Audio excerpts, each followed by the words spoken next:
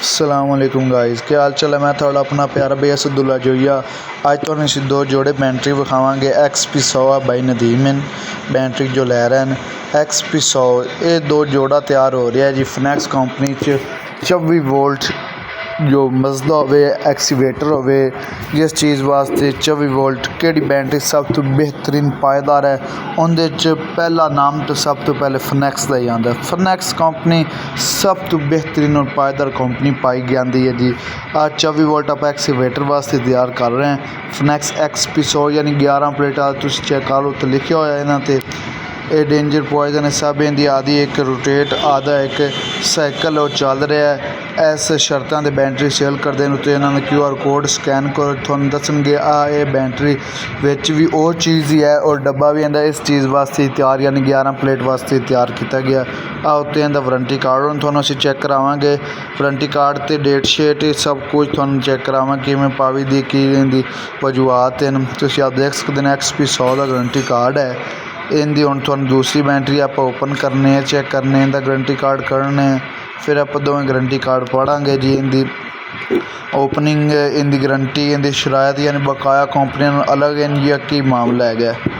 हुण ओपन हो रही बैटरी इनका गारंटी कार्ड उत्ते पिया होया तुहानूं भी चेक कराने आ चेक करो। ये बाज़ दफ़ा बाहर आते हैं चेक करो फिनेक्स लिफाफे तो बाहर कार्ड है बाज़ दफ़ा इन्हों के भी आते हैं तुसीं देख सकते हैं। इनकी दूसरी साइड तो शेप इनके सूरत दी उन्हें तो होगी नहीं होगी।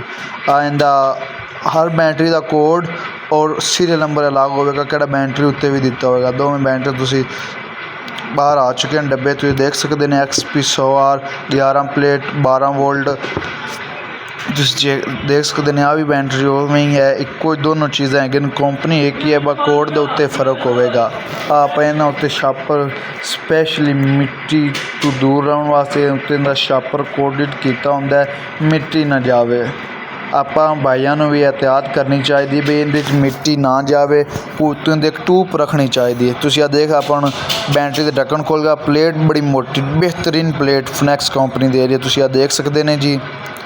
इनके तो बाद हम आप दूसरी बैटरी ओपन करने तो इनकी थोड़ा कोड सब कुछ चेक करावांगे कार्ड भी दिखाने कोड उत्ते किवें दिता है। इनके हम आप ढक्कन खोल के कोड तुसीं पहले चेक कर लो इनका आ चेक करो JBE इनका कोड है माइनस या पोलिन आज हम तैयार करने आप जी।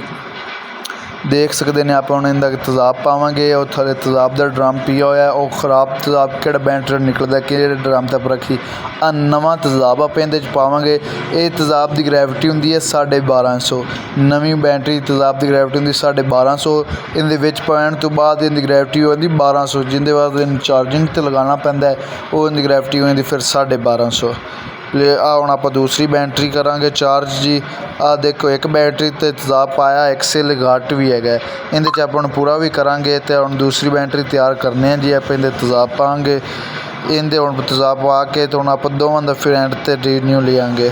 आ चेक करो इनके भी तेजाब पा चुका है दोवें बैटरियों का तेजाब क्लीयर हो पूरा हो चुका है। किसी भी भाई नूं बैटरी की जरूरत हो 15 plate 21 plate Al Madina battery and solar system से विजिट करो इंशाल्लाह थोड़ा अच्छा रिस्पॉन्स मिलेगा। मैं थोड़ा अपना प्यारा भैया सदुल्ला जोइया हम थोड़ा एंड से वारंटी कार्ड दिखाने लगे हैं वारंटी कार्ड है कि शरायत होंगे वो तुसीं अगे भी देखियो। ओके जी अल्लाह हाफिज़।